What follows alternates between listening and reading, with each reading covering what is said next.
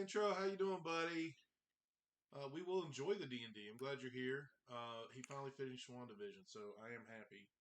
About time. WandaVision is as close to perfect as you can get with a superhero show, in my humble opinion. In my not so humble opinion, they did Wanda beautifully for having to retcon stuff that they did before they actually owned her character. Burped a little bit. So, Courtney, do you want these dice? Oh, no product placement there, Jacob.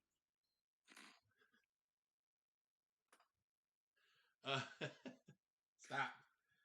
Listen, if I got to tell you one more time to stop, I'm going to throw this at your head. 1d4 projectile. And this. Still a d4 projectile. And this.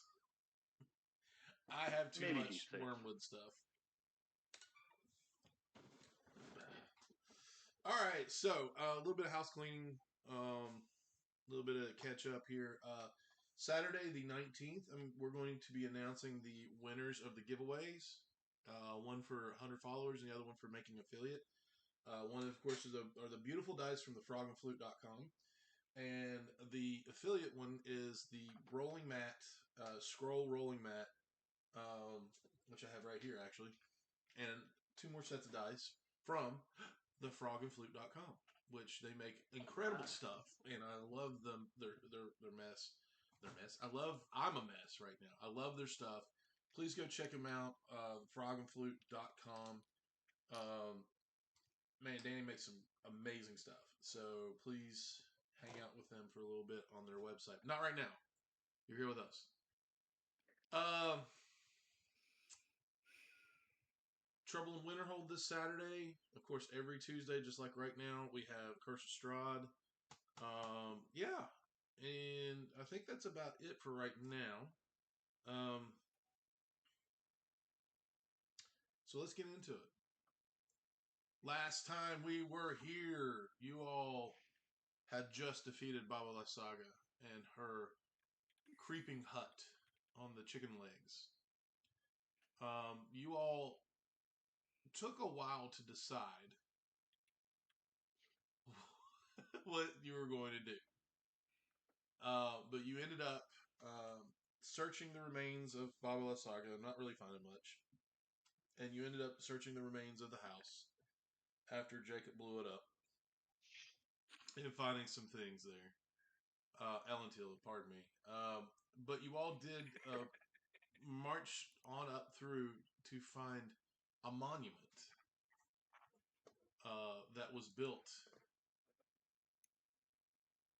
through. Well, first you found the mansion that was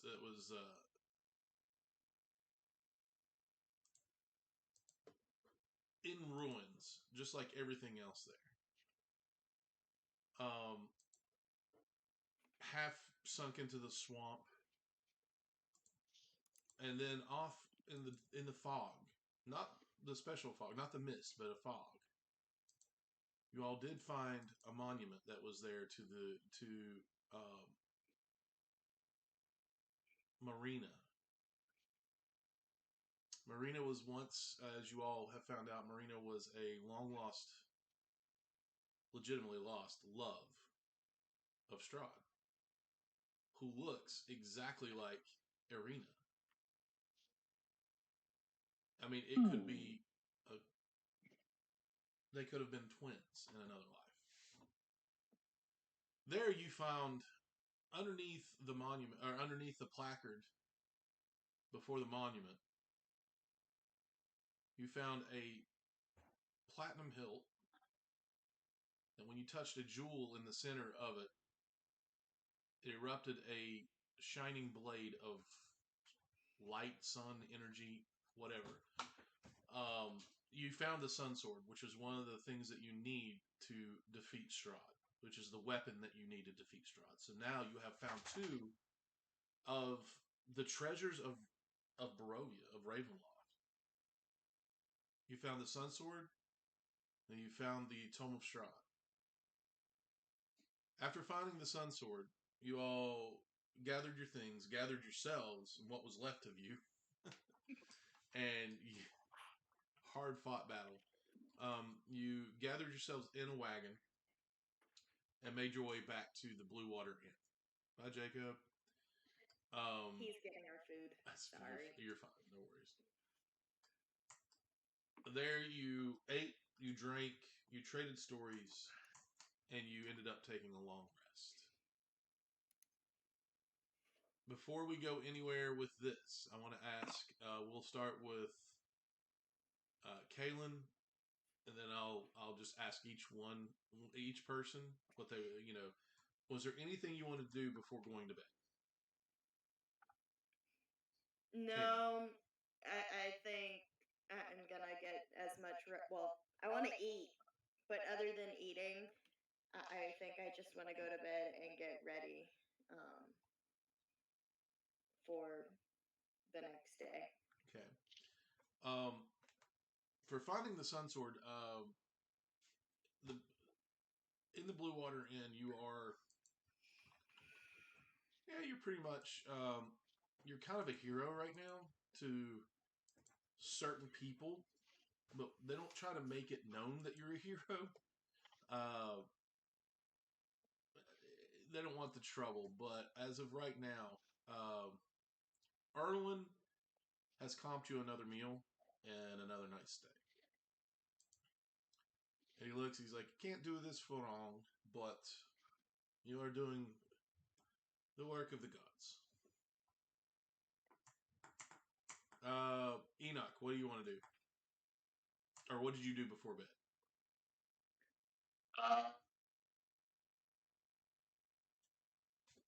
Eat, drink a lot. That was it. Like nothing really, and then just. Are you sleeping in an actual bed tonight?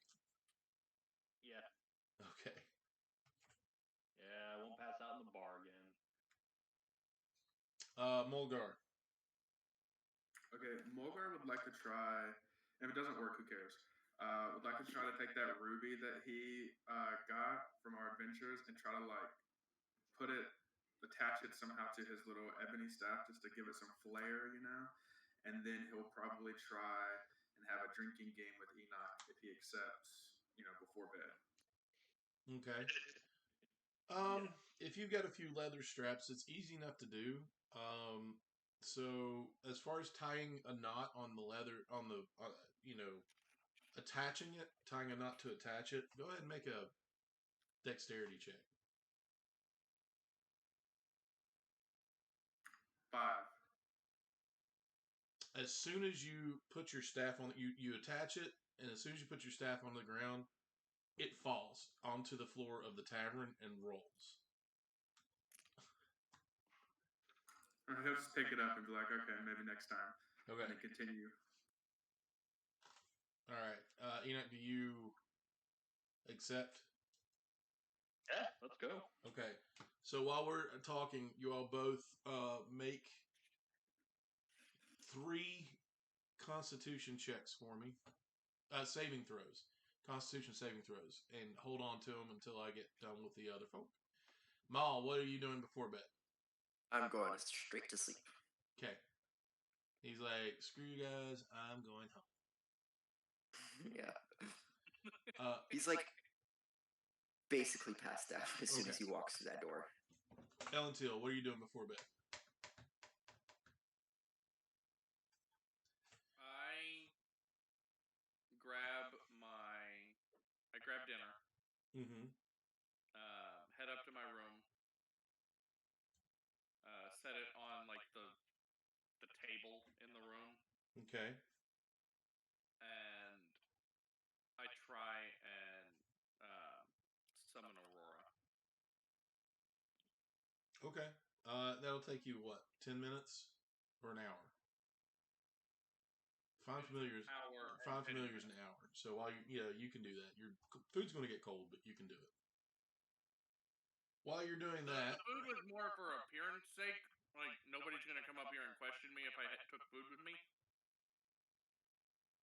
So. Oh, yeah, no. They're not. For your first rolls, what did you guys get? I got a 22. Ooh, 18. Okay. Second rolls.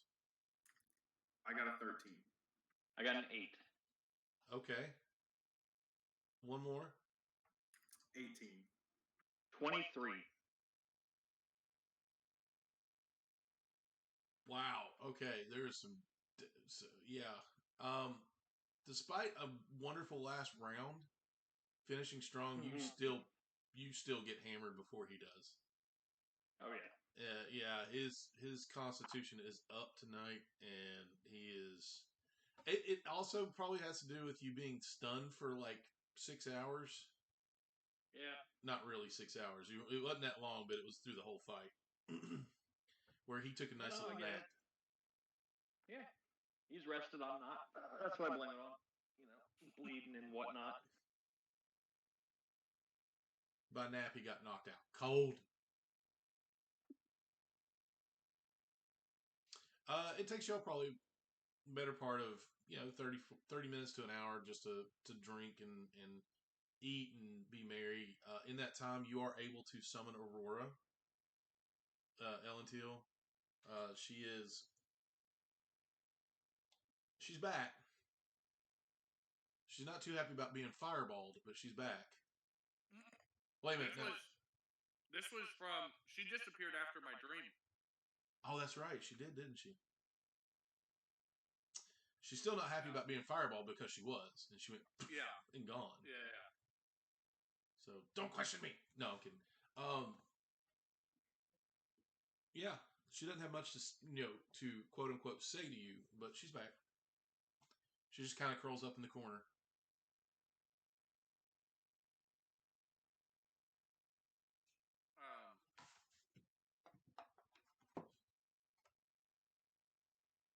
Now I'm gonna eat my cold food. Okay. But still after that, decent. I would like to attempt to go back to the winter wasteland. I don't know. Oh, okay.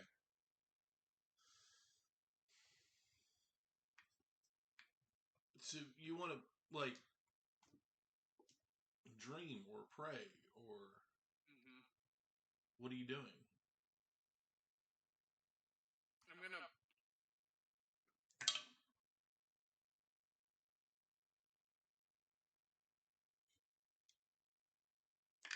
gonna sit in the floor where I was before.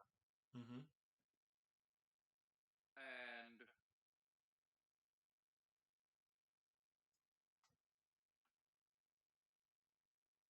I'm gonna cast frostbite on myself. So the one thing that she actively remembers about how she got there was the first time she ever felt cold.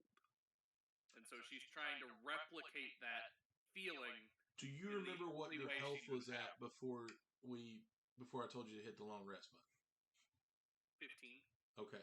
Roll damage for frostbite.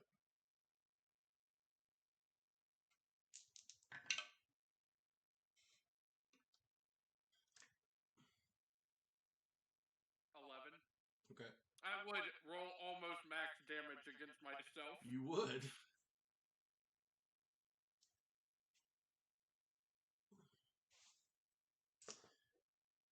So that puts me at 4 health. 4 health.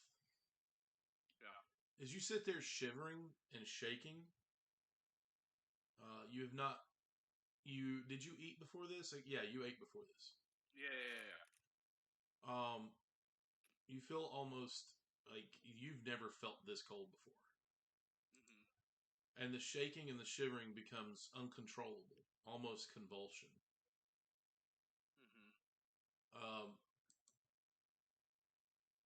And you have, even though being from 10 towns and serving, I'm sorry, during this I just looked up and Courtney is just chugging out of a 2-liter.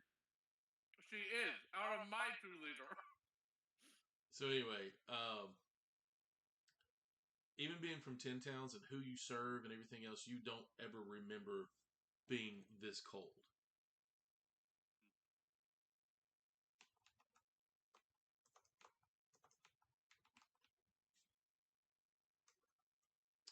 After. Okay. What was that? That was an Alexa going off. Oh, okay. After a good 30 seconds of you just sitting there shivering, wondering what in the world is going on, you actually just see black. The cold does not go away. You still feel yourself sitting on the ground. But it's darkness.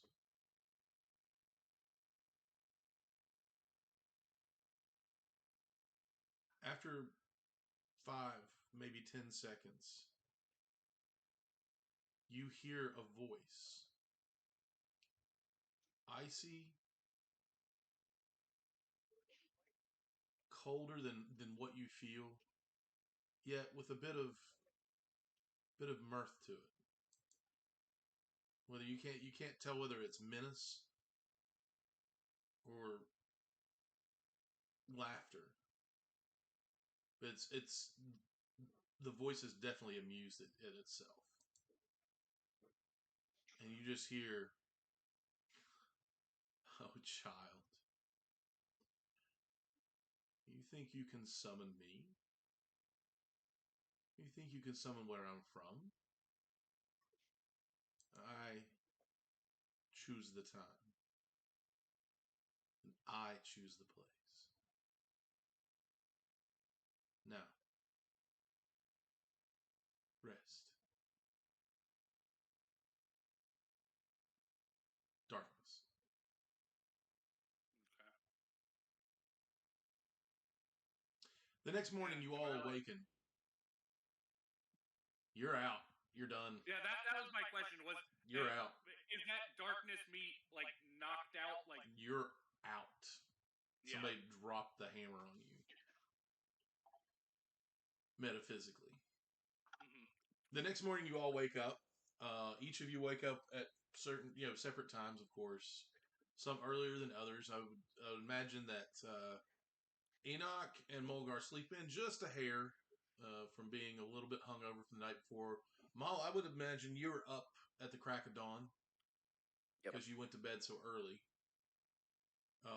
You didn't say you ate, so you're probably very hungry.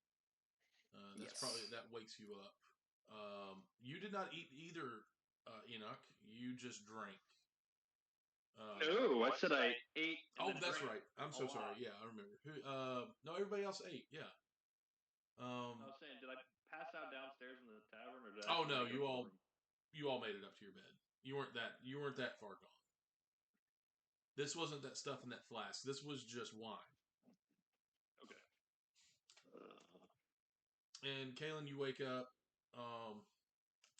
Until you wake up on the floor,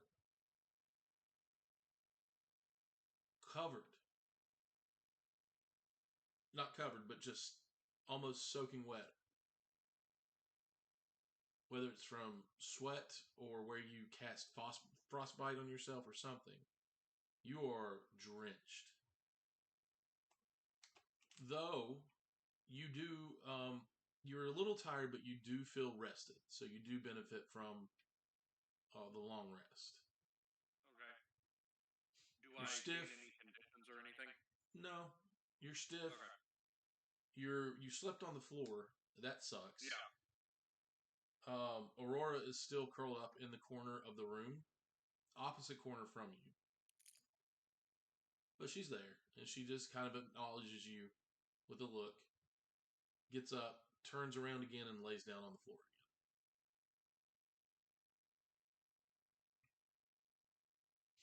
After a moment, you can change, not change, but you can don your armor. everybody in their pack should have an extra set of clothes. So you can change into your extra set, leave your wet clothes here to dry, and join the others for breakfast. Erwin has laid out a simple meal of porridge and some sausages, and serves more of that bitter dark beer as well. It's not great. It's not good. This is why he only serves wine for real. Just something that he swilled up in the back. He looks at you and tells you good morning. This is the best we can do this morning. But thankfully we have wine. At least y'all made it back for the festival, and that way I know some of you are asking about it. You get to see what the festival is all about now, and maybe what the next one's going to be about. Who knows? There's one every month. So try to stay out of trouble today, but you're doing good work. And then he just walks off. Yes, Ellen too. I take some of my portion of the meat and I give it to Aurora. She eats it. And then she actually, when you reach it down to her, she takes it and goes over next to the bar, away from you. Away from the table, not just you. Okay. I would like to go retrieve my scabbard. Okay. What's the rest of... Well, this is a good time for you all to figure out what you want to do together. Unless you just want to say, I'm out! And then go get your scabbard on your own. We definitely need to get the jewels appraised, as well as any other items that we have. I think that should be one of the first steps that we do. True. I also just kind of want to observe the town as the festival gets started, and maybe try and find Arena and Ismark. I second that. What did you say again, Kaylin? I'm sorry. I want to just initially start watching the festival, like watch the town, see how the festival is going. But I also want to probably go try and find Arena and Ismark and see them for myself for the first time since we've been here. Okay. And keep an eye out for anything suspicious. Hey, how long have we been in this land? Not a month yet. Probably close to it.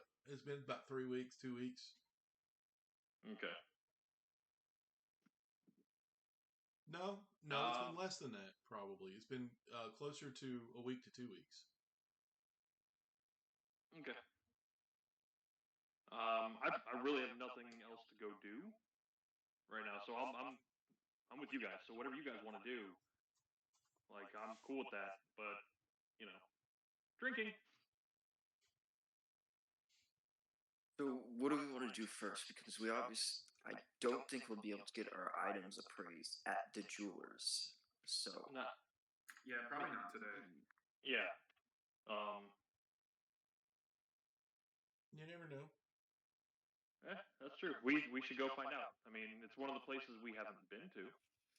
Also, go check that, and if they're closed, then we can just hang around town, observe, people watch. Yeah, seems like a good choice. I'll tell the rest of the party that I will meet them at the jewelers after I retrieve my scabbard from Bloodbath and Beyond. don't worry, I'll be right back. All right, so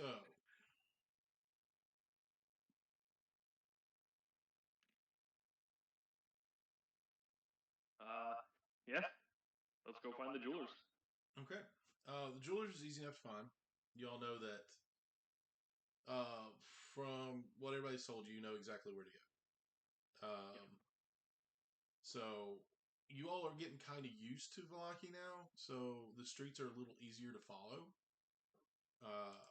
It is actually kind of busy today.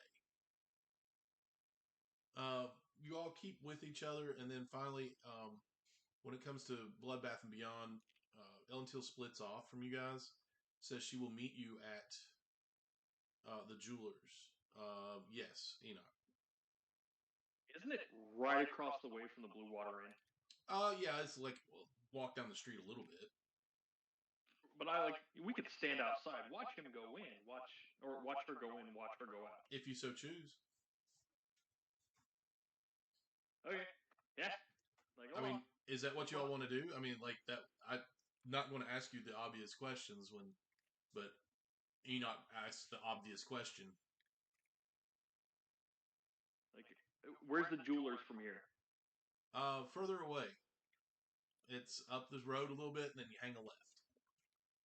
Okay. Yeah. All right.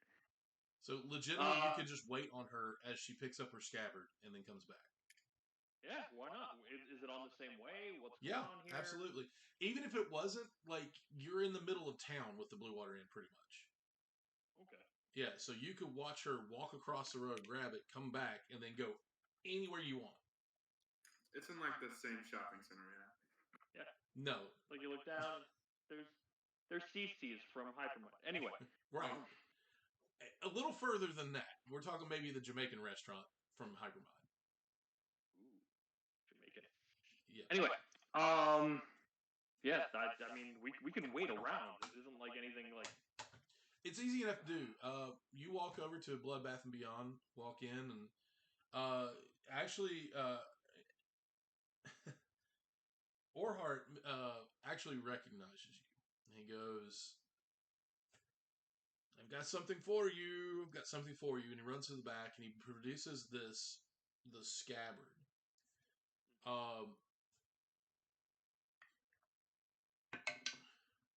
And it is exactly what you asked for. Down to the detail. Because he just rolled a natural 20 on it.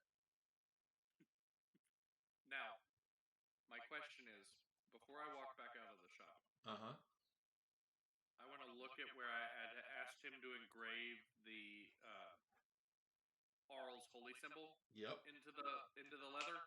Yep. Does it look more like the symbol on my ring, or more like the symbol? No, you asked him to put the holy symbol of Arl on your scabbard. Okay.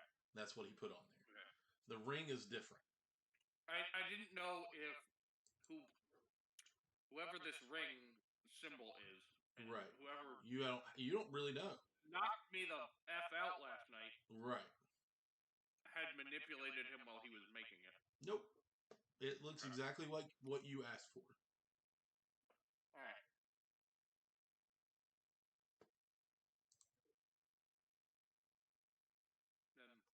And after, I mean, like, you don't owe anything else. You are free to do whatever you want, shop a little more, or go back to them. I thank him for his craftsmanship, and I give him 5 silver pieces. He just smiles. He grins real wide and said, "Thank you. Enjoy." He's just kind of like, "Hey, go for it. There's plenty around here." I put it over my back and I tighten the strap. And as I'm walking out, my greatsword appears in the sheath. Okay. You open the door, the bell rings on it, and you walk back out. Now, as you join up with everybody, you all take off up the road. Now, you notice that people are a little busier. They are running back and forth, but there are shops open. There are people, it's a little livelier, if you can say that, than you've seen Valaki and definitely what you've seen out of Barovia. People are getting ready for this festival. But there are still, people still doing their thing.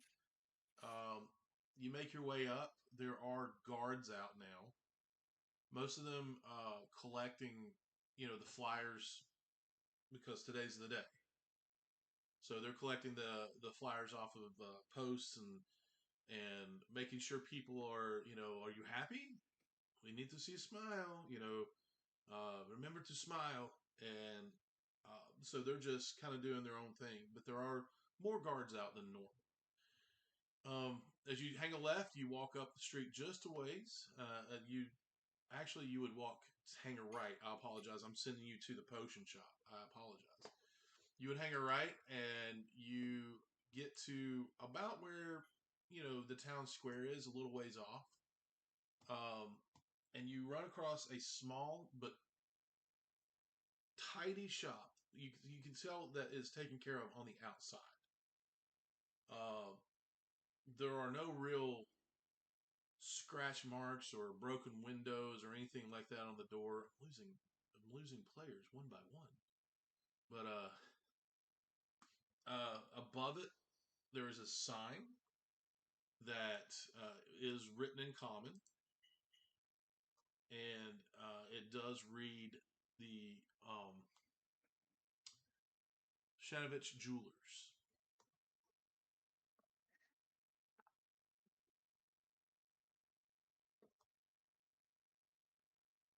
At this point, I would think y'all are going in. Yes. Yeah. Okay. You're muted, by the way. Everybody gets real quiet, and then I'm like, what do we need to do?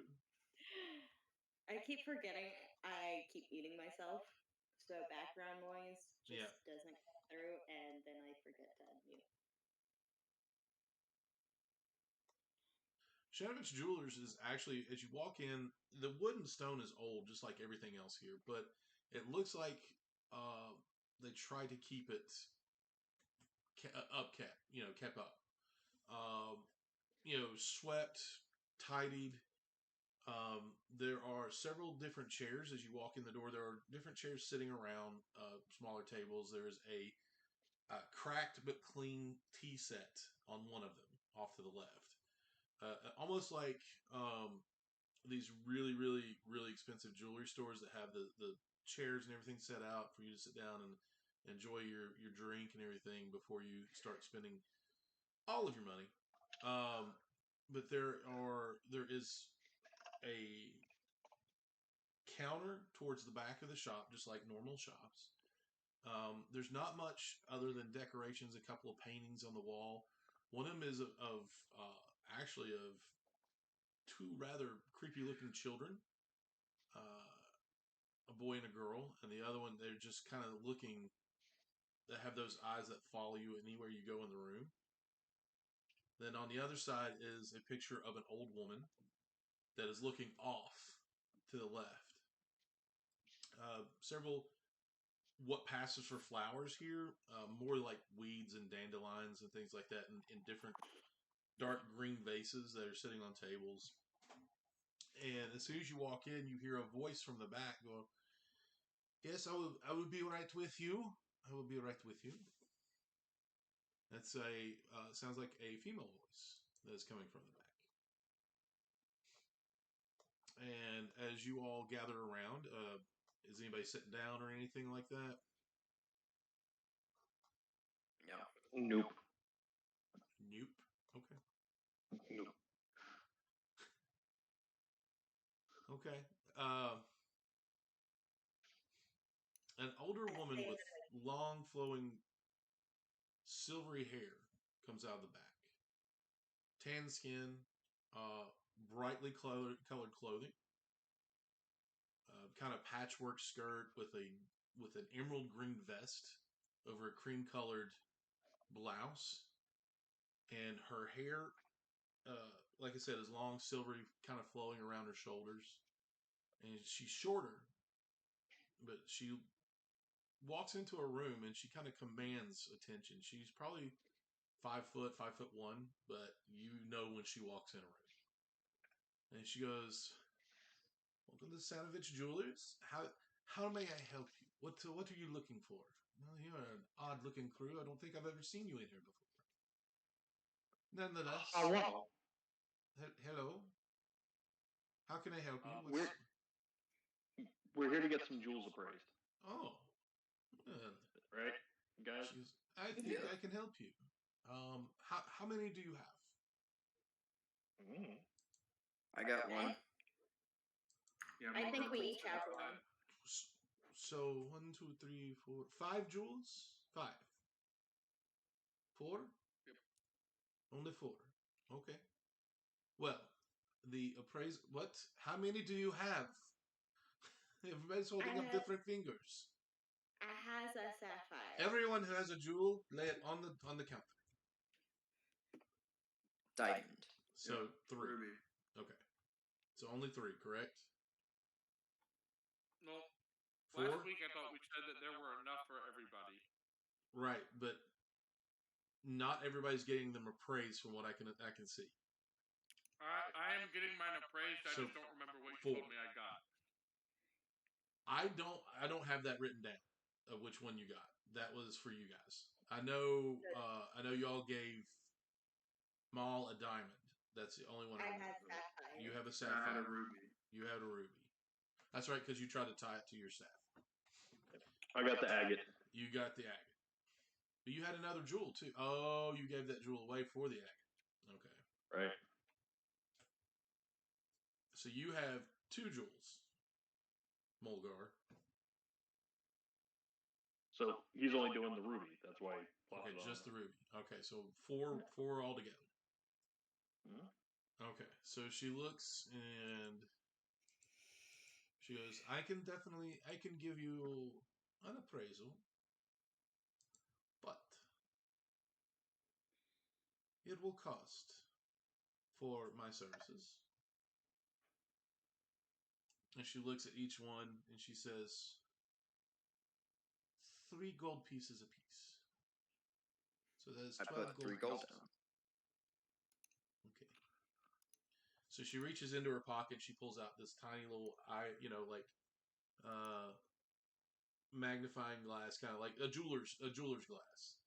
And she puts it in her eye. She picks up the diamond and she looks at it, and she goes, "This is very nice. Where did you get these?" I mean, we're a bunch of adventurers, right? We find things along the way. Fair enough. And she sets the diamond down in front of her. And then she picks up the sapphire and she looks at it and she goes, "This is beautiful as well." And she's looking at it and she hums and ooh, okay. And she sets it down in front of her. And she picks up the ruby and exact same reaction. She goes, "Oh, this is very nice as well." And she picks up Ellen Teal's jewel, which she doesn't know what she has. I don't know what she has either. We'll just call it an emerald. An emerald. Oh, that is what it is. I remember that now. So she picks up the emerald and she does it. She has the same reaction and she sets it down and says, 4 of these. These are beautiful stones. And she takes it in for a moment. She goes, I can give you for a lot 200 gold pieces if you want to sell.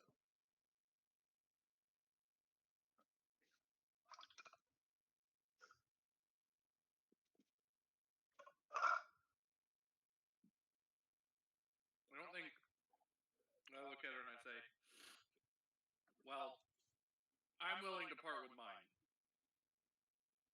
I don't think my bird friend or my feathery friend is willing to part with his. I think he's trying to assess whether or not it will work as a component of some sort. I don't understand that magic mumbo jumbo. I just wanted to know how pretty this stone was.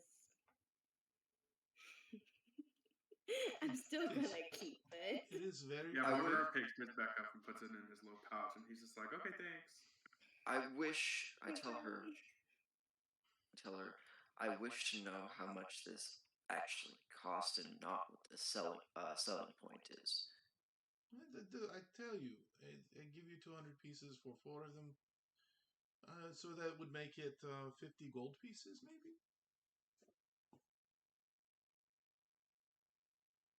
And I take it back. You drive a hard bargain. I give you 300 gold pieces for all 4.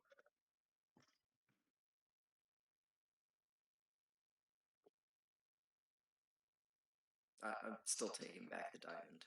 I was about to say, I still really want the sapphire. Yeah, money means nothing to Mogar for the most part. Can I insight check her Yes. as she's telling us? Yes, you can. Oh, Can I help or roll my own with that as well? Insight check would probably be rolling your own. Okay. Seeing I how, also have a I mean, question. unless you want to look at her and say, hey, what do you think about this? And Okay, let her fair know. enough. I got a 25. Jeez.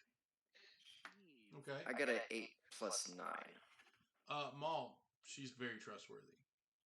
Okay. Kaylin, she's telling you a bag of horse crap. Okay. So knowing this, Mm-hmm. I want to put my hand on Maul's shoulder and just kind of give him a look like, hold on a second. And I want to go up to her and say, I don't mean to be pushy, but it's very hard to come about these types of jewels, especially these size or this size. And I know for a fact each of these costs more than 75 gold pieces each.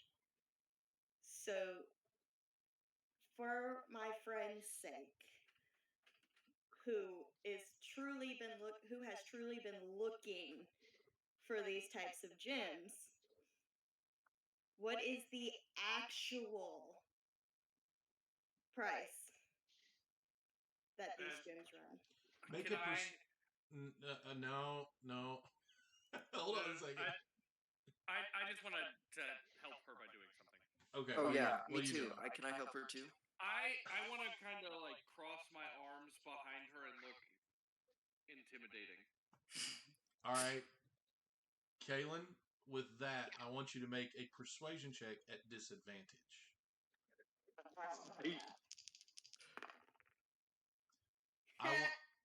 I want Ellentil to make a intimidation check straight up. I got a -3. Now you're making me question which D20 to get. Wow. Maul, what were you trying to do? I wasn't sure, but how loud would bless be? But bless isn't gonna help at this It is point. verbal and somatic. So. I can't do anything about a -3. No, you cannot. I was going to say, I don't think it would matter at this point. Yeah, I had a -2 for my modifier, so It's a 14 intimidation.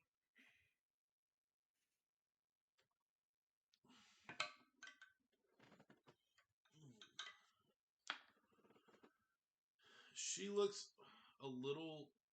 She looks at Kaylin and just frowns. And then she looks at you, and you can see a little bit of concern in her eye. And then she looks at you and goes, "You, young one, you made a heartfelt plea that I don't take to trying to be strong to someone trying to strong arm me in my own business. You take what I offer, or you leave.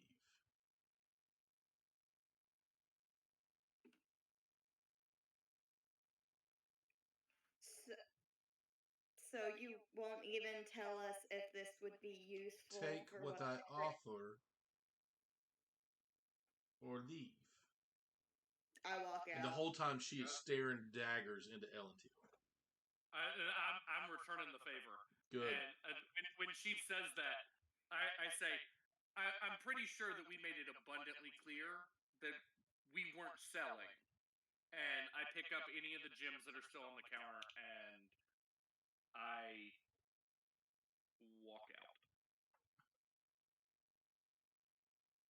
Do not come back. Enoch, what were you going to say? What? Do you have any pearls? And then I just hang my head and walk out. You have said nothing so far. I just need a pearl, like a really, really pretty one. She actually reaches underneath the counter. You hear her rummaging around. She pulls up a tray with pearls ranging from like big grandma pearls down to a small pearl.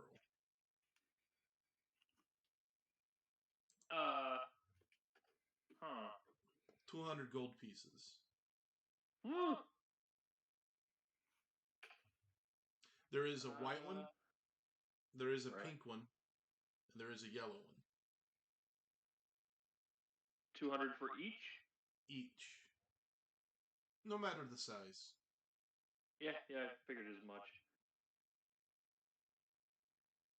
Have I made it out the door? Yeah, that's up to you. Are you lingering? Ellenteal said she was gone.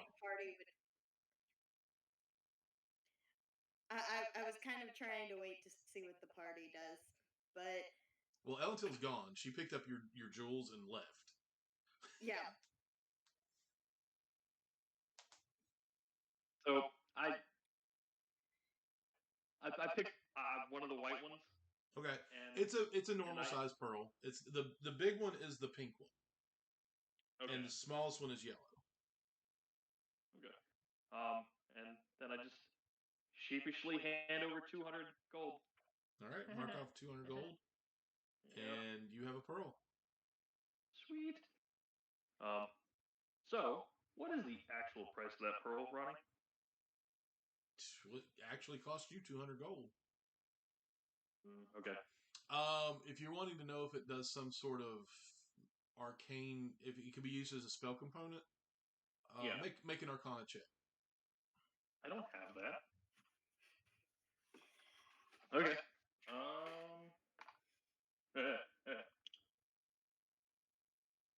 3. Sure is pretty.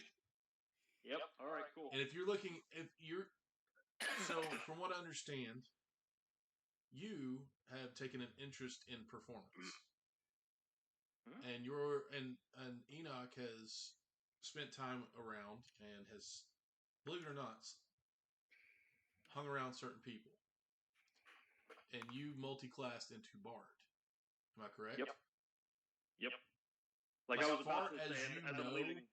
As far as you know, at this point, your role being what it is and your intelligence being what it is, it's a pearl. It can be used. Okay. Whether it can actually be used remains to be seen. Right. So I got you. Pretty. Okay. And then I'll put it in a pouch and then pull out a flute on the way out. Make a performance check. No. Do it. Do it. 11. It doesn't sound good. It sounds okay. She's heard better. She's heard much worse. I play my lyre with him as I walk out as well. Get out. No concerts. Get out. Thank you for your business. The rest of you, be gone.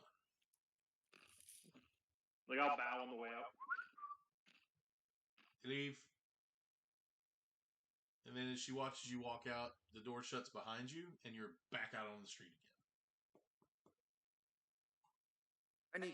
I just straight up tell the party real quick. Hey, I need to appraise a couple things. I don't even want to go back to her. So if you guys you want to burn the place down? No. Wasn't there another place? Like, this was the best place. But wasn't there another place that we could have possibly gone to help get jewels and stuff appraised? Well, you had multiple shops in Valaki. You had the Serpent's Kiss, you had the Blind Witch, you had Jablonski and Sons, and then you had Bloodbath and Beyond, and Sandwich Jewelers. Those are the main places that you all found really, you know, interesting. So, if you look at the Serpent's Kiss, if y'all don't remember, you've already been there once. Yep, the alchemist. Desdrella, that's the alchemist. Yes, she sold y'all some potions, or tried to. The Blind Witch is probably what you're thinking of. You all did not go there, but that's magic jewelry and magic items. So you know that they deal in various magic items. Also, you have, of course, Bloodbath and Beyond. You've been there. He might tell you a roundabout, because he's probably dealt in jewels, mostly gold and silver. And then Jablonski and Sons, and well, you're not going back to Simon's Jewelers. Jablonski and Sons, that one was Armory, the smaller armory. That's right. I say we try the Blind Witch. Yes, Yeah. that's what I was thinking as well. Asking a few people, the Blind Witch is really easy to find. This is another tidy looking shop from the outside. There is a couple of cracks in the windows, things like that.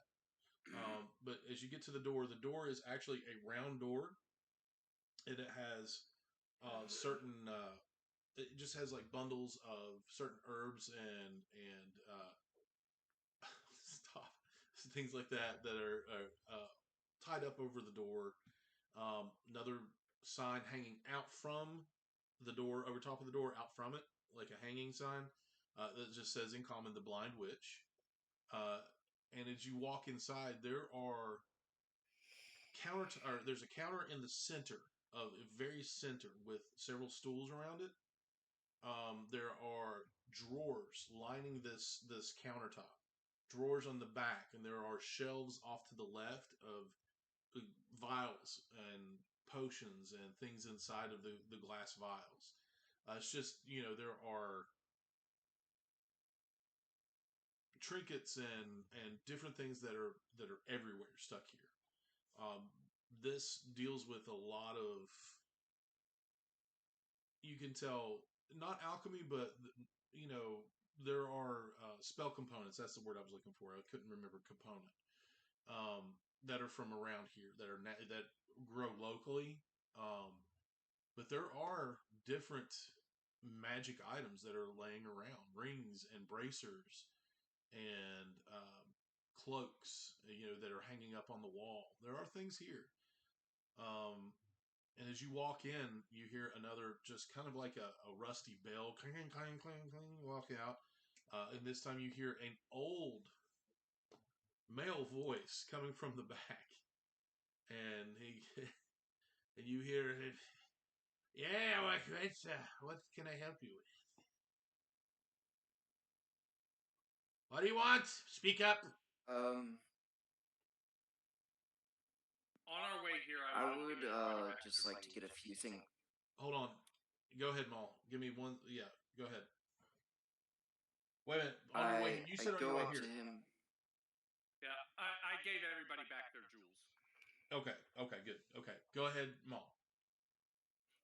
I'm going to go up to the guy and I'm going to ask him. I just need a few things praised. My name is Oleg. Hello, I'm Maul. That's how you introduce yourself. And I just bring out the two symbols and I show him, this is what I need appraised, and I'll do this last after my friends with their business. You need appraised. You found 2 symbols, correct? Yes, one is according to what I knew, a Morning Lord symbol, Uh-huh. and the other one was an odd symbol with a crescent moon. Yes. And he looks at you and says, "Do you not know anything? That's you. I mean, you already said that's it's a symbol of the Morning Lord. This is Mother Night. Where did you find each of Okay. these?" We are a group of adventurers, and I simply found these, Simply and found. I wish to. If you're a group of adventurers here, there are 2 ways to go: screaming in the middle of the night, or you end up stuck here like me. You didn't just find those, but keep it to yourself. I understand. There are ears everywhere. So, I want the to know if Morning these do Lord. anything special. Well, they're symbols of the Morning Lord, which is the god that was worshipped here and is still worshipped here somewhat. You can find churches to the Morning Lord here in the waste that is Barovia, a few other places. The Mother Night.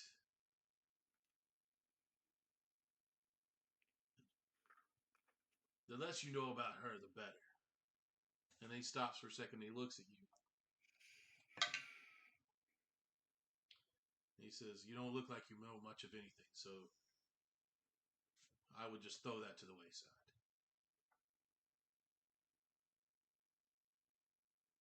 What about the rest of you? Yeah, big guy. What are you doing? What do you want? Mulgar wants to know if there's any cloaks that are long enough to fit him, specifically dark red or black. Change up the aesthetics. He looks and he says, "I've got a couple of robes, yes." Nathan? Yes? Oleg. My name is Oleg. I don't know who this Nathan person is. He looks at you and says, "You don't look like you need this one." And he passes by a black robe that's hanging on the wall. He looks at you again, and there's a brightly colored robe that is hanging on the wall there. And he looks at you up and down and says, "Nah, this one's not you either." The last one is just a simple cloak that would probably come down to about your waist, Mulgar. Looks like it could be let out in the sleeves a little bit, but it's not a big cloak. And it has fur lining around it though. It's a half cape. Can I ask him why he skipped the first one? You want to ask him that? Yeah, like was it too small? Did he just? Was he No, just you just don't want it. You look at you. You don't want anything to do with that. Why not? Do you like the dead? Can you elaborate? Not really, but maybe. Do you deal in necromancy, son? No, I don't. Then you should trust in what I say.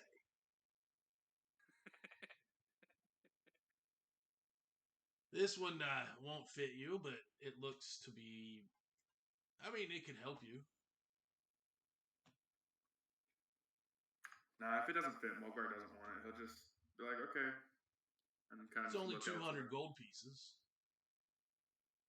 Nah, he'll just keep looking elsewhere. Have it your way. You, blue girl, what do you want? I look at him and I say,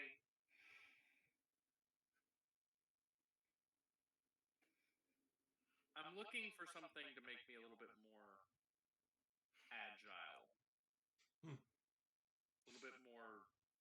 difficult to hit. Basically, I'm looking for something to up my dex.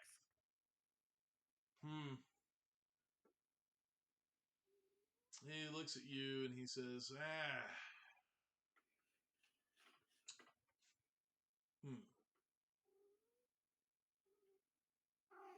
don't know.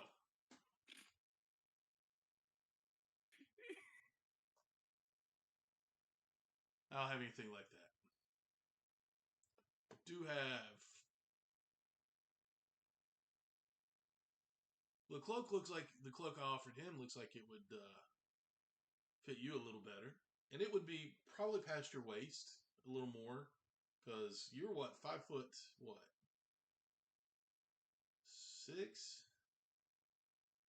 I am 5'3". 5'3". Oh, you're taller. You're shorter than I thought. So yeah, it wouldn't be a half. It would probably be down to your calves at this point because Mulgar's like 7 foot something. Yeah. Mm-hmm. I ask him if he can tell me about it. Well, this is what we call the Vistani Shroud. Picked it up off of. Well, you don't need to know. This helps protect you from wandering eyes, we'll say. So basically, he's like, there are eyes everywhere from certain monarchs of this land. Can see even when there is no one around. This could help you. Also, pretty sure the Vistani can't tell your fortune when you're wearing this.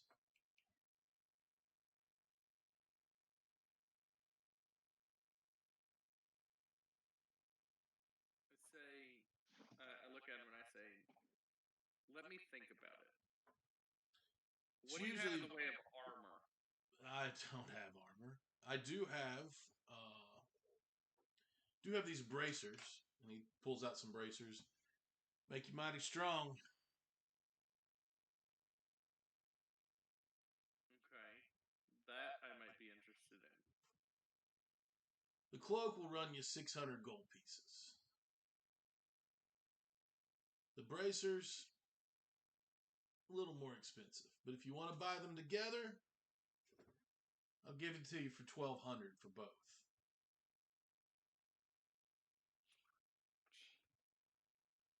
Do you have any kind of payment plans? No credit. What about partnerships? Nope. I deal in No gold. sponsorship deals? How about a trade? A trade. What do you have to trade? What if you don't want to buy anything? What do you have to do with this? Even this, and he turns around, he opens up a drawer, and he pulls out this wooden talisman around with a leather cord.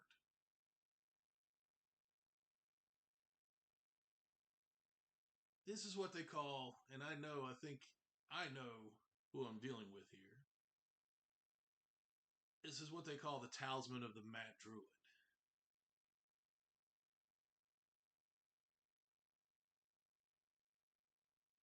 This Go on. Mm-hmm. wooden talisman allows you to change shape once per day.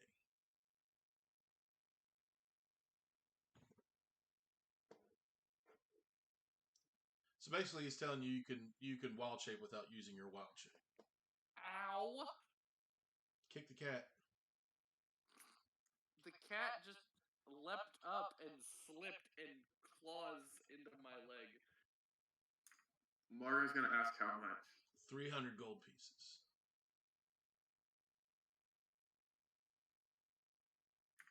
So Margot's gonna pull out his little coin purse, little coin bag, and dump it. He has 50 gold, and then he'll offer the trade again and put the ruby and emerald on the table, and he's gonna look at him like Both of them? because I got another one from Enoch when he traded me the thing. Yeah, both of them. I don't care. Okay. Yeah, he looks at you, goes, yeah, I'll take that trade. Okay.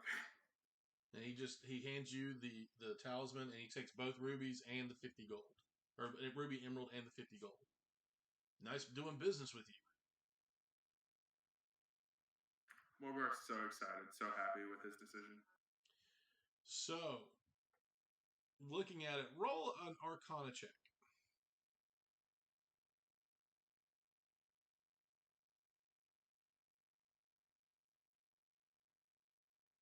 8. Yeah, I mean, you take him at his word. This allows you to wild shape at one point, at one time a day, and it really, and honestly, it feels magic. It looks magic. He does deal in magic items. It's just, you know. Does it taste magic? I don't know, Mulgar. Do you chew on it? Yeah, he'll lick it. Kind of like the Switch games. And he's going to look at Elentil, Oleg. He's like, that took too many blows to the head on the battlefield, huh? I guess he came to us like that. Oh, well. All right. So, this is what, I don't know why he turned into an old, like, New Yorker there for a second. He's like, what do you say for you, Blue Girl? I offer him my emerald. For what? And 250 gold for for both. He looks at you. He says, "This will get you the shroud. Not the shroud, but which one you wanted? You were looking at the bracers." Yeah, he was offering me the bracers and the cloak for The Vistani shroud. Yeah. I'm sorry. The bracers and the Vistani shroud would be 900 gold. I apologize. Okay. So So he what looks. was 1,200? Just out of curiosity. The one up. Yeah, the one up. Sorry.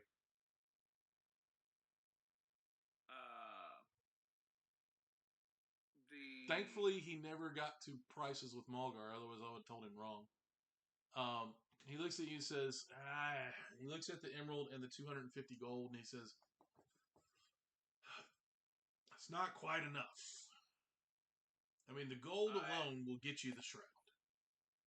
I put another 50 gold on the table. Not quite enough. I can do, if you give me the emerald and 200 gold, I can do the bracers. But the emerald and 300 gold, not going to quite get you on both of them. What about the emerald and 400 gold? Yeah, I can do that. Okay, so I give him 400 gold in my emerald. So you get bracers, and you get the Vistani shroud. Okay. So the bracers, he looks at you and says, "Is the Vistani shroud in D&D Beyond, or is that a?" No, it's a thing. It's a me thing. Okay. So basically, all you need to know with the Vistani shroud, it does not take any kind of attunement. Which I think I made it too powerful by not making it attune. But you are protected from divination and scrying.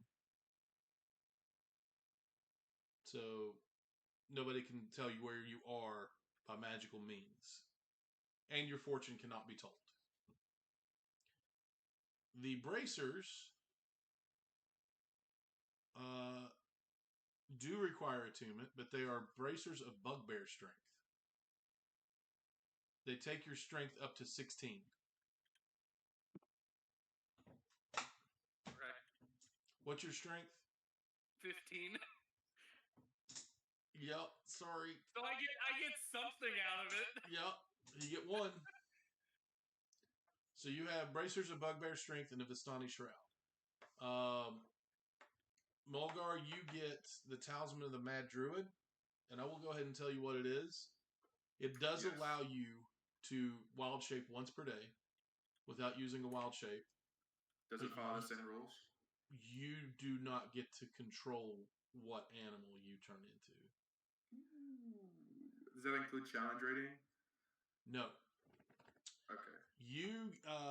You have to roll a D100, which is the percentile dice, where 1 is a beetle and 100 is a brown bear, to determine the size of the creature. Does that make sense? Yes. That's just to decide the size of the creature. The creature has to be a beast, and it cannot exceed a challenge rating of 1.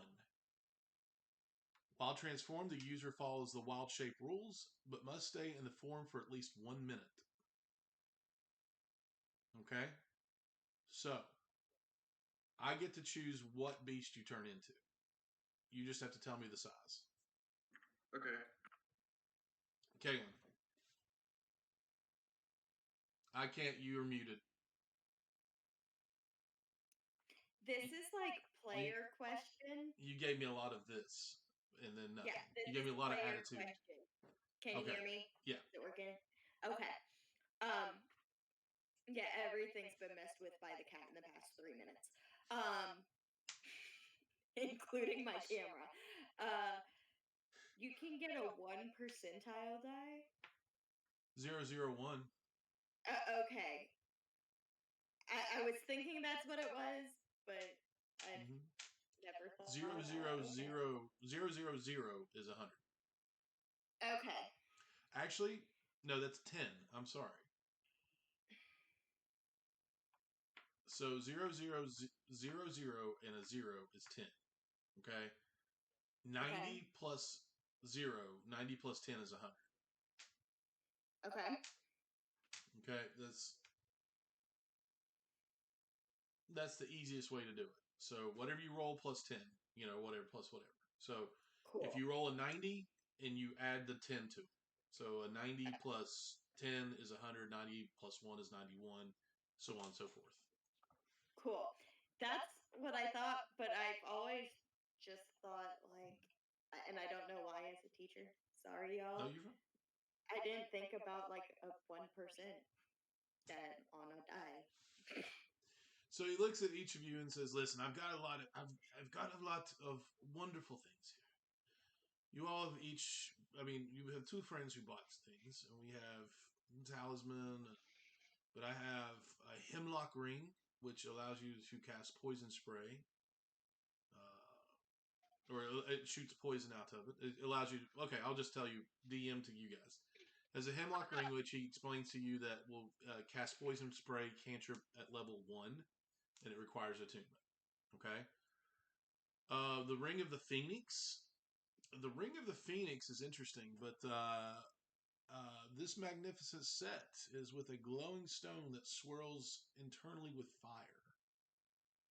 The wearer fails all 3 saving throws.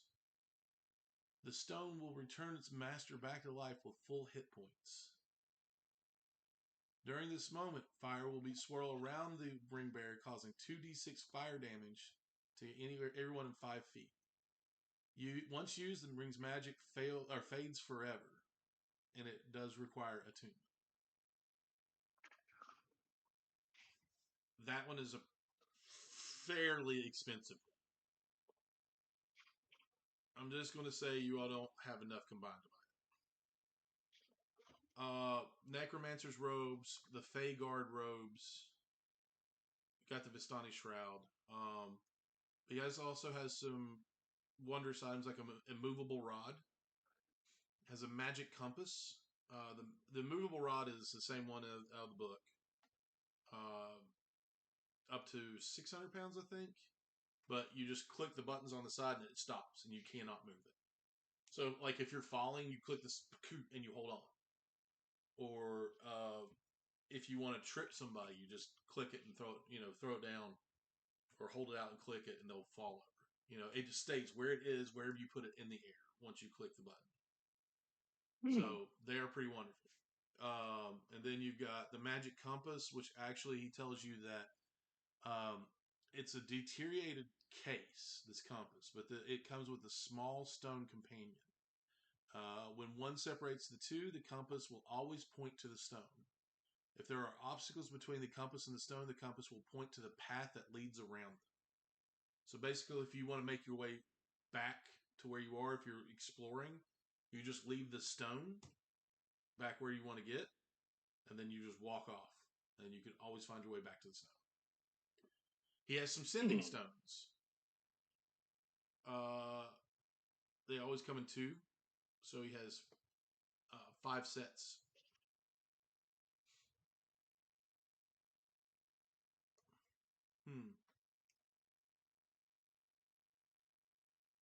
Yeah, no, that's not.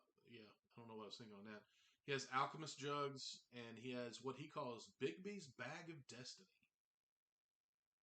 Now, Bigby's Bag of Destiny is it's pretty interesting. It is a one-use item, just like the ring, and it allows the user to pull a mysterious item out of the bag. Now, this item will be whatever the user most needs at that particular moment in time. Once an item is drawn or someone looks into the bag, it will never produce another item. And the DM decides what that item will be at the time.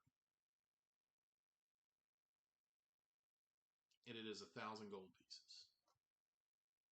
I knew Kenny was... So much money.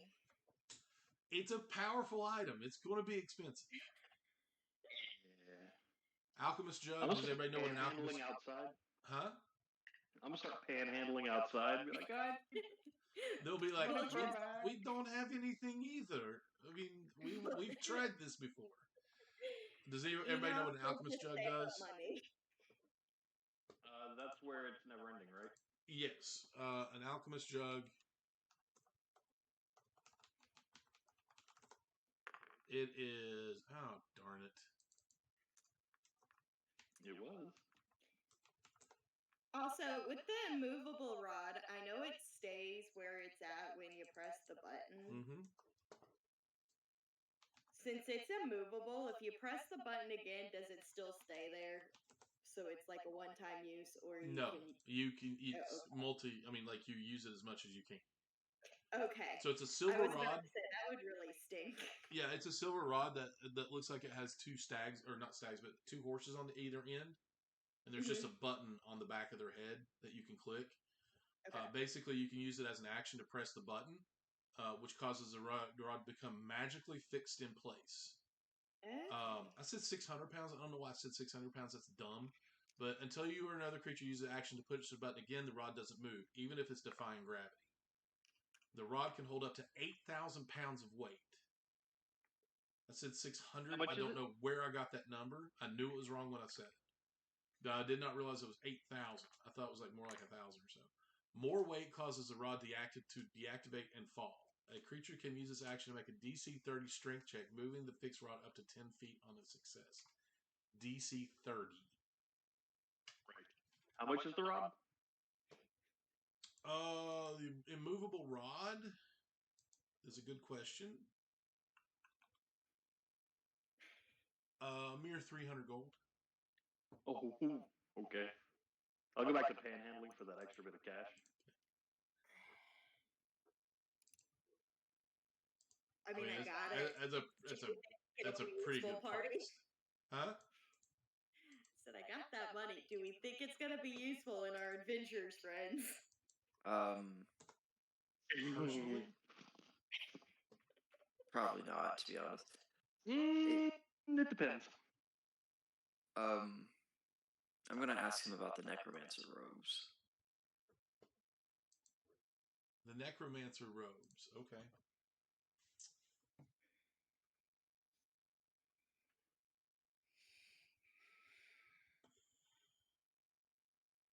Sorry.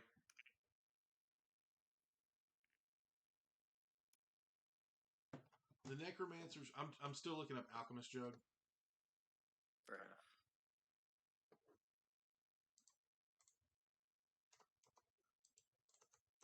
It does some cool stuff that I can't remember. I thought I had. Oh, that's because it's alchemy jug. I'm an idiot.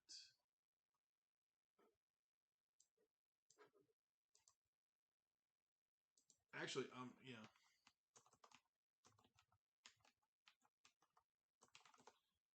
An alchemy jug. It is just a big jug, of course. Hold about a gallon of liquid and weighs 12 pounds, whether empty or full. Sloshing sounds can be heard within the jug when it's shaken, even if the jug is empty. You can name it. You can use an action name one liquid from the table below, which is I will give you the table. Afterward, you can unlock the jug as an action and pour that liquid out up to 2 gallons per minute. The maximum amount of liquid the jug can produce depends on the liquid you named.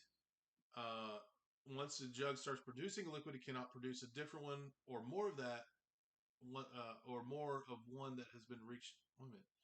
Can't produce a different one or more of the one that has reached its maximum until the next dawn. So basically, it's a one-use thing. It can produce up to 8 ounces of acid, 1/2 ounce of basic poison, 4 gallons of beer, 1 gallon of honey, 2 gallons of mayonnaise. You could just pour mayonnaise out of one. Yeah, I was thinking like pour mayonnaise. A quart of oil, and this is not going to be. This will be flammable oil. It's a petroleum based, not a water based oil. 2 gallons of vinegar, 8 gallons of fresh water, 12 gallons of salt water, and 1 gallon of wine. And an alchemy jug is 200 gold pieces. Where did you? I thought you got more money than that, buddy. 200 for a pearl. Oh, that's right. I forgot about that pearl.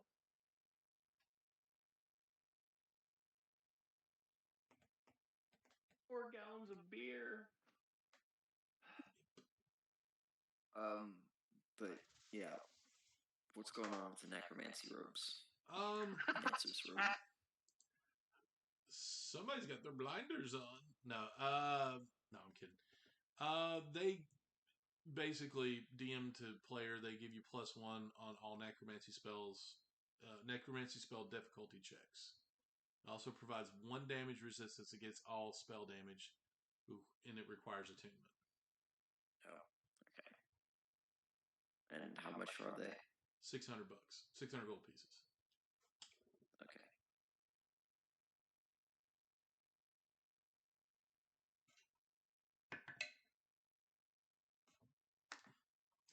All right. Anything else I can help you with? Not that I can think of myself. Nope. Sorry. All right. Bye. Bye. He doesn't know what to do from here. He's like, I mean, the festival starts soon. The next, what time is it? And he looks around. Still morning. It'll start in the afternoon, so you probably got about 3 hours, 4 hours before it starts. I'm gonna see if I can play like music for money. Do.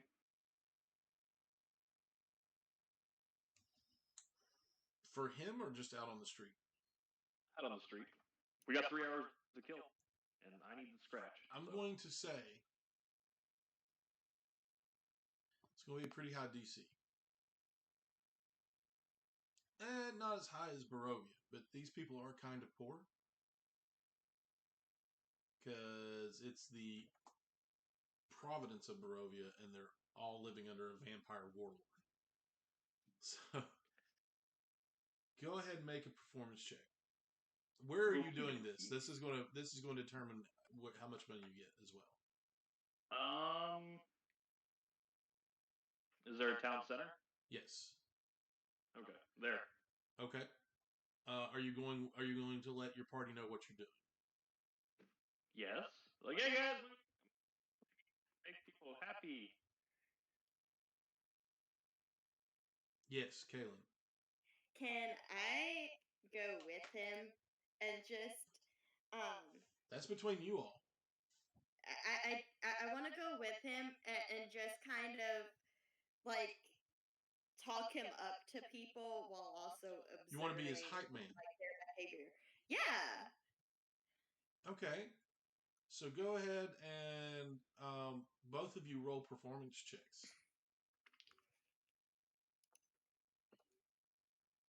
While they're doing that, they're going to let you all know that they're going to the town square. Mulgar, Maul, and Ellentil, what are you all doing?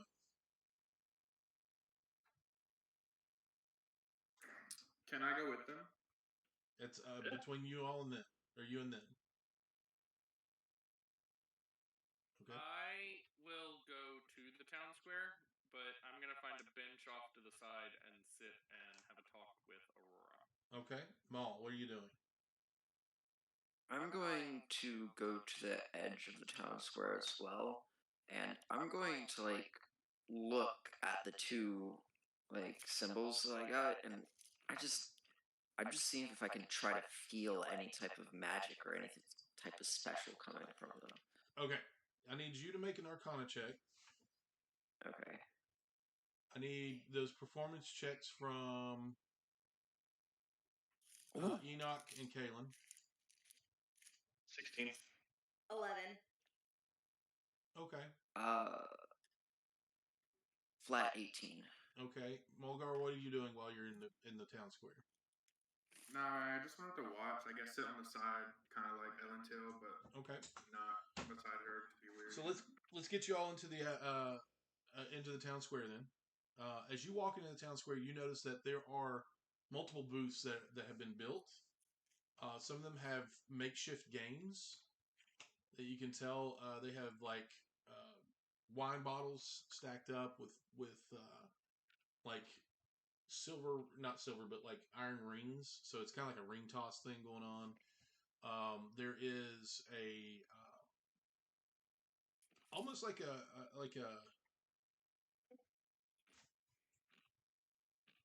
Carnival? yeah, a crappy carnival. I'll put it like that. So there's a ring toss. There is actually a dunking booth. So, but as you walk by it, you notice that there are people there that are tied with their arms behind their back. So these are probably people that are being punished for some reason. There are criminals of some sort that looks like, because they do have armed guards around them, and they are wearing donkey masks. So they are the victims of the dunking. There is a game where, and y'all points if y'all know where I ripped this off from. So I just can't think of my other games right now. I could look at them, but I don't want to. There is one where somebody's practicing. You tell these two gentlemen run this booth. One of them is kind of like leaning with a half-hearted smile on the booth. The other one is kind of holding a big sack of sand, and there is a basket behind him about 10 paces away, and he is launching it over his head backwards and trying to make it into that basket. Basketball. Basically, but only you're doing it backwards without looking. Logan's thirsty. Huh? Logan's thirsty. Yeah, he is. Love you, budgie. Go lay down. Thank you. What do people think Logan's my kid or my dog? I would hope that based off the sound that they know that I make my kid drink out of a bowl. I don't know. Kids eat loud. That's true. That's true. Are there any of the fun guess the weight or No. try your strength? These are basic games like get the sack in the basket, get the ring on the bottle. There's a couple of pin the tail on the donkey kind of things. You have to pin actual tail. One of them has several people in donkey masks lined up. There's one with an actual picture of a donkey, like a crude picture painting, and they're sticking. You can tell they're sticking the tail on it. The other one has two people dressed with their tied up, shackled, and they have donkey masks on, and they're standing there right next to the booth. So similar to the dunking booth. Right. Do I think that these are people being punished for being unhappy? You can either ask or try to make an insight check. I'll insight. It's going to be a high DC. Well, I will see. 25. Dear I got God, this. what have you got What for I could- insight? Plus one. Judging from what people have told you and you've heard around town, yeah, that's probably what's going on here. Okay. Yeah. So there are multiple, booths set up there of food, and you can see where Erwin has sent forth his sons, a couple of his young kids, to erect a booth for wine. So the food is mostly just like meat pies and things like that people have made and are selling. It's coming around pretty good, but it's something that like the way people are looking. This is kind of like you forgot your kid's birthday and are trying to do something real quick to make them happy. You know, it looks like maybe it could be fun if people actually gave a crap. But in the middle of town, you notice in the middle of this square, there is a large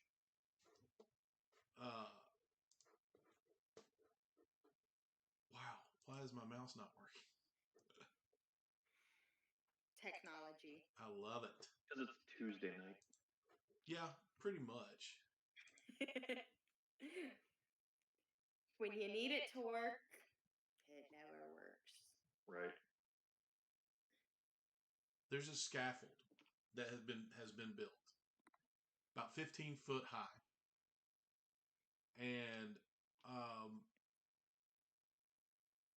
there is hung from this scaffold a large, what looks to be like a wicker, like made with sticks and stuff, sun. It's Burning Man. And Man. from what you all can tell, this is going to probably be lit on fire. There are jugs laying around it, maybe of oil or water to help put it out. But there are multiple guards standing around the scaffolding to keep people off of it. Yeah, I'm gonna while I'm playing, I'm gonna walk around and just kind of scout things and keep an eye on like all of us and where the guards are, things like that. Okay. Make a perception check then. Oh, okay. Kaylin, go ahead. While I'm hyping him up, I'll because I'm gonna stay close to him since I'm helping hype him up. I want to look as closely as I can. I know I can't get up to it, but at the scaffold and see if I notice anything bizarre or different with it. Make a perception check. Mine was a 15. Okay. I got an 8. Looks like a wooden scaffolding. Okay. Enoch, you would know with a 15 that there are more guards out and about now. They look to be clearing the way of a certain. They look to be clearing the main street, making people, making people are off of it, or hurrying up and doing their business so they can clear it out later on. In the 3 hours that you're there while playing, you are able to earn 20 silver pieces. Woo! And that is actually pretty baller for this town. You notice that most of the silver come from the business owners and a couple of the guards. Okay. Maul, what did you get on your Arcana check? 18, that's right. 18. Yeah. The Morning Lord doesn't really call out to you in any way. But okay. Mother Night, this symbol, as you look at it and you turn it over and you look, there is a loop or there is a place on it where you can put a leather strap through it and make it into a necklace or an Okay. amulet. You can wear. Does that make sense? Yeah. This is giving off some magic juju vibes to me. Okay. And I just have no clue what it does. It just does magic. That's all I know. You haven't really gotten it identified, or you haven't cast identify on it, nor does it really give off. I mean, it gives off a familiar kind of magic vibe, but that's about it. Okay.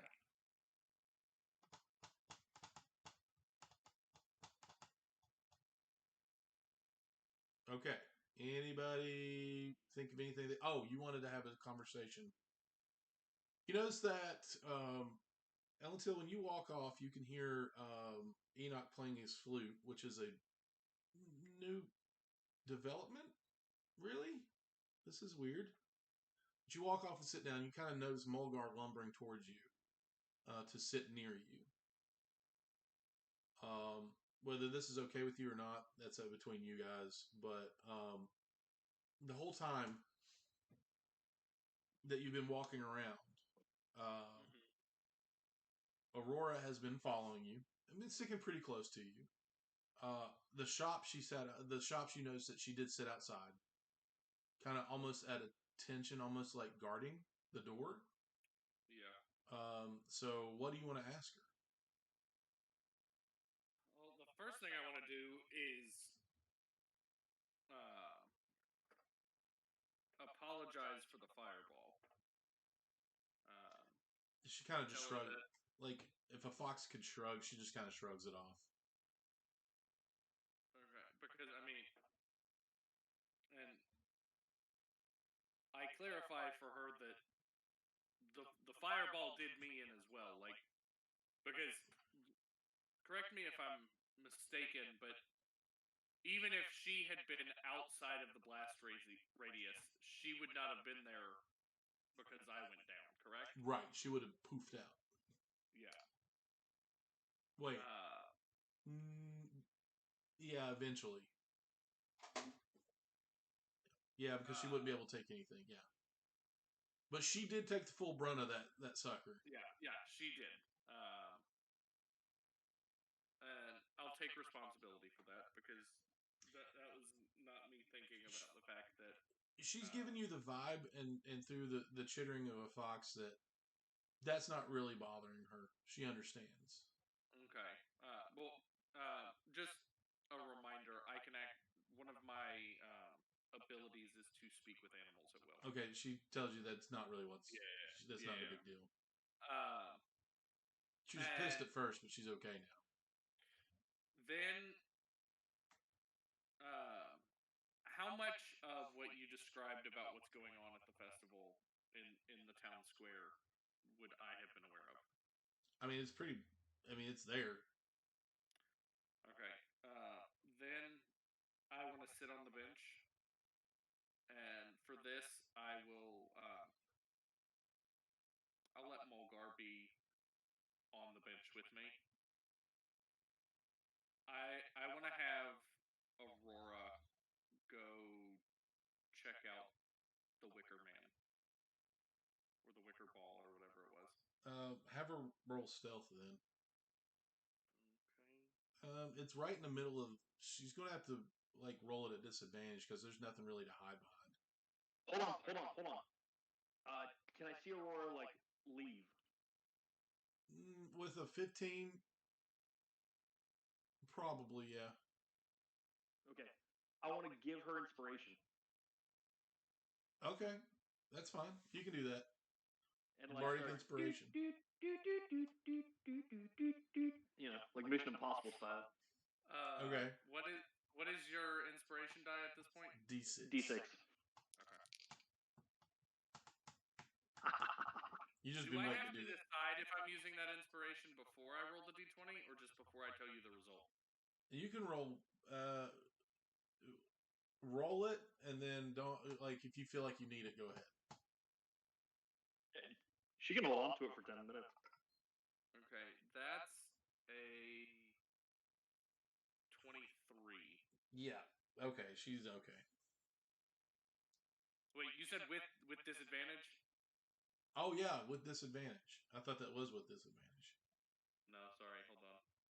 Okay, yeah, the 23 stands. I rolled a natural 20 with the second one. Okay. Without the D6? Yeah, that's without the inspiration. Okay. Both. So the 23. Okay. She's able to duck, dip, dive, and dodge her way in and out of people's legs and behind a bush, behind things like that. She's able to check it out. What is she looking for specifically? Specifically, she's trying to see if she can, through the weaving of the twigs, if she can see anything inside of it, or if she can hear pretty anything inside of loose, it. so she can see. Like pretty much anybody can see the light coming out of it. So there's nothing in it. Okay. She doesn't hear anything in it. Okay. Make a perception check for her. For the hearing? For everything. Smell, hear, sight, whatever. The reason I'm asking is because I get advantage on hearing. Just roll straight one then. Okay. That's a 17. She smells oil in the jugs. Okay. Like an oily like a lamp oil. Yeah.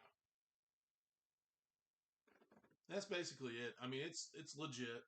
It's just hanging there. There's nothing inside it. There's nobody inside it. Okay. It's just chilling there. All right. Then I will come back. I will have her make her way back to me, and then I'll return my vision to myself. As you all are playing your flute and hyping your being a hype man and studying things, you all notice you all hear a low rumble in the sky, and threatening clouds start to roll in, and then a little There's bit. no fog, right? No, not yet. Okay. Maybe you don't know, but it looks like a thunderstorm is rolling, and then the rain starts to drop and pitter patter. And you just see one of the guards look up with a concern. Enoch, you would notice this actually because you're standing close around. One of the guards looks up and he just kind of next to you says, "Oh gods, no. No, no, no. This is not happening." And then the clouds open up and it just pours rain. And it's steady like that for about 30 to 45 minutes. People abandon their carts and everything and run inside. It seems that clouds around here in Barovia and Valaki, and they aren't good omens, so people try to abandon ship when they see them roll in. But after about 30 to 45 minutes, what do you all do? Do you all try to escape the rain, or do you all stay out in it? I'll try to escape it. Hop underneath, like an awning or something. Yeah, there are multiple awnings on different buildings around, so it's easy enough to find one that kind of you can just stand there. Especially roll a d4 for me. Me? Yeah. 2. You actually find one that I was giving you a 50-50 chance on that. You find an awning of an abandoned building. Okay. So yeah, there's nobody really looking out. There's the windows are blacked out. One of them is cracked. You just stand there. Yes, Caitlin. I want to look around as I'm like trying to get to shelter to see if there's a guard nearby and ask what does he think this means for the festival? Is it going to continue after, or what happens Easy in enough to these do. scenarios? And one of the guards, he looks at you and says, "Yeah, yes, of course. The festival will have to continue. It cannot be delayed. For it will continue. Yes, yes, and then you run off. And this rain, as you all run off, and I assume that each of you are following Enoch. Okay, where are you going, Elendil? I am. I want to stay in the rain. Same. Mulgar's gonna stay in the rain too. Okay. Yes, Um, Enoch. Mal, you're with me, right? Yes, Me too. and Kaylin Yeah. as well. Okay. I'm gonna ritually cast Identify on your thing. If you hold them out. Okay, very good. Sure. Sorry, I let him do that. Takes about 10 minutes to do that. Yeah, like I'll sit down and like because I have a flute. Why not? Okay, I'm going to send that to you in a text. Cool. Nope, Maul. Actually, no, I would send it to you because you're the one identifying.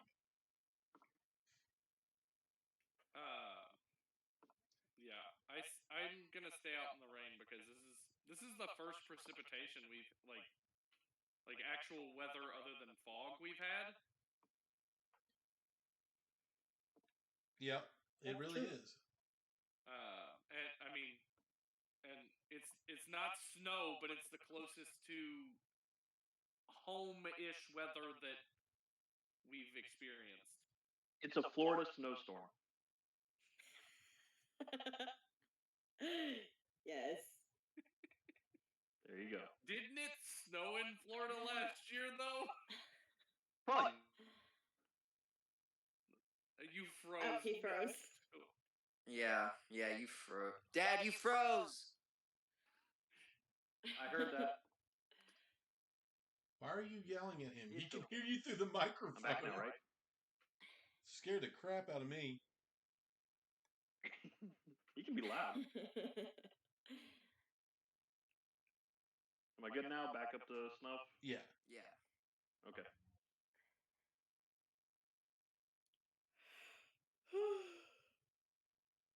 Wahaha.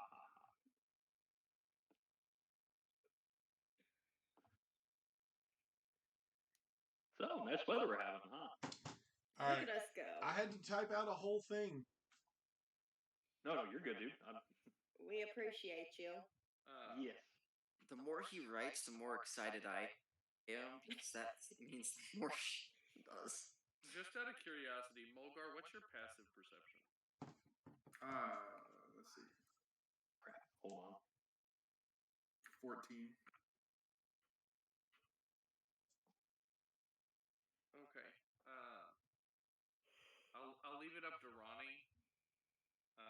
Whether or not you notice this, because I'm actually crying in the rain. But I rolled a 16 stealth check. I would think if you're actively trying to hide it, and Mulgar's not trying to see if there's anything wrong, then yeah, nobody would notice. Okay. I'm just like, wow, this rain feels great. I'm looking around, like, yeah. Yeah, you're kind of unintentional dick right now to her. Well, it's like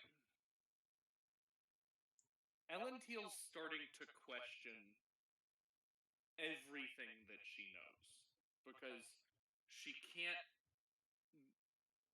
Arl has seemingly abandoned her. She's now been able to make contact with some seemingly, like, and correct me if I'm wrong, but the presence is familiar, correct? Like, it's not a completely foreign presence? Yes, it actually is. You froze for me. No, I'm thinking of how to phrase this. Sorry. Okay. It is actually Sorry. it is unfamiliarly familiar. Okay. It feels familiar, but you don't know where from. It's almost like deja vu. Yeah, kind of like a. It's kind of like when you see somebody who you haven't seen in a long time, and you know them, but you don't know why. A little bit, yeah. Okay. Yeah, I was gonna say, like, the only person who has been able to make contact that I've been able to reach out to, and since we got here, is you would know. You're smart enough to know that you didn't actually reach out to them. well, I did the second time. I thought when I cast Right, you Frostbite did, on but Miguel. if they don't want to be, Yeah, but then they slammed the door in my face. yeah, if they don't want to be talked to, they're not going to be talked to. Yeah. The only person who I have had any contact with while trying to reach Arl is not Arl. And that's really messing with Yeah, Ellie. absolutely. What? Yeah, absolutely. That would definitely mess with your character's head. Enoch, did you get everything? Yeah. So, Mal, check it out. This thing's pretty good for you. I mean, it can help you focus and maybe make your spells a bit stronger. Thank you. And so you don't tell me anything else. You don't tell Maul anything else about it. No. Okay. And then I'm going to put it on. I'm going to put it with the chains on my glaive, if that's all right with you. Yeah. All right, and that's where that's gonna go. Of course, under the Night Mother.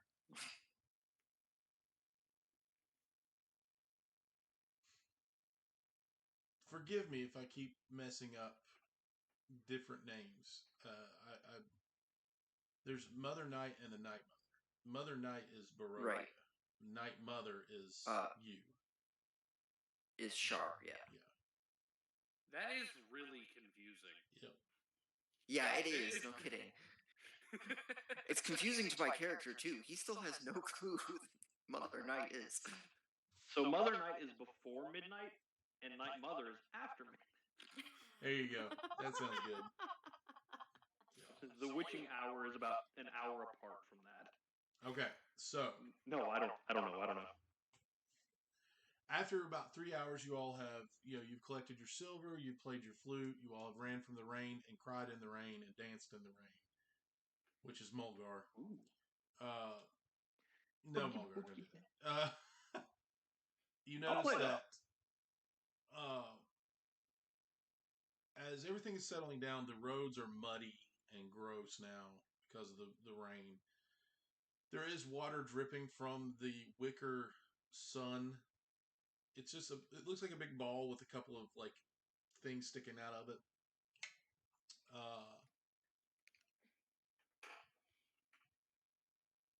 A parade starts. And you can hear him coming down and people, yay, kind of cheering a little bit. As you look down Main Street, you see a parade of unhappy children dressed as flowers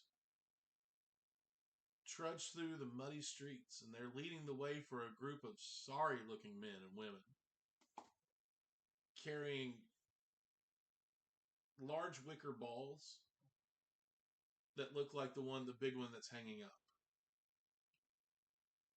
The burgomaster and his smiling wife, who is holding a sad bouquet of wilting flowers, follow the procession on horseback. You notice that most weary spectators, they come from their stoops and they walk out on their stoops, or they line the street a little bit,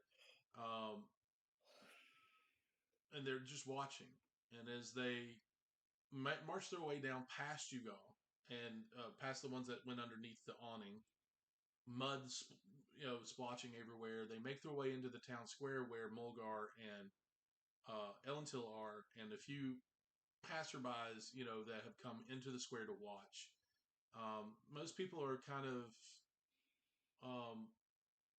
smiling still, cheering a little bit. Most of them, dead eyes, smiling. The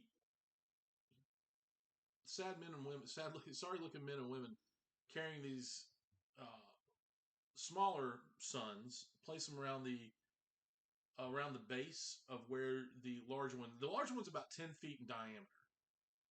So it's a big dude. It's a big son.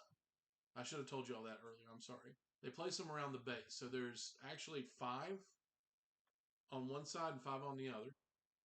A smaller one's about this big, probably a little bit bigger than a basketball. And each one of those that we're carrying, each one of the men and women that are carrying these smaller sons, they pick up a jug and they start splashing them. They take in turn splashing the larger one with oil, and they are just kind of throwing the oil on there. As this goes on and goes on, yes, Enoch. Is this happening in the afternoon, evening, or is it Afternoon. after like night? Afternoon. Okay. Nothing happens at night.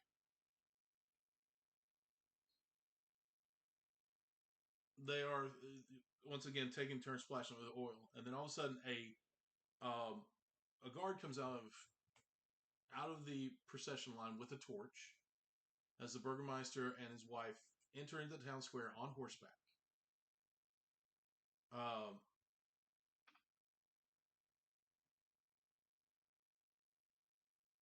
The sky once again opens up, and a downpour hits again. It just starts, and you can see the fear in some of the people's eyes and the guard's eyes. And the man and the guard tries to rush a little further and a little further, and the rain starts getting a little heavier and heavier. And as he gets close to lighting this wicker ball, his torch sputters out. And all you hear is the Burgermeister as he's running up screaming, "All will be well! All will be well!" And just Bulgar, it's out. hit it with produce flame. And then you hear everybody. It's just other than the water, other than the rain splashing in the mud, it is silent. And then from the crowd you hear, and you stop, and everybody turns around and looks at the one guard that Kaylin talked to earlier. And the Burgermeister sets a fiery gaze on this guy as everybody in the crowd gasps. And you hear through clenched teeth, almost clenching them so hard that it seems like they would break. The Burgermeister looks and says, "Arrest that man." What? And then that's where we're going to leave it for tonight. Okay. Son of a... If you're watching, thank you so much for watching, and we appreciate it. We're going to fade out to black here and let you listen to a little bit of music. But that's where we're going to tonight. We'll pick it up next week. Same. It's Enoch's hottest hits on flute. We'll just leave you with that. Have a good night.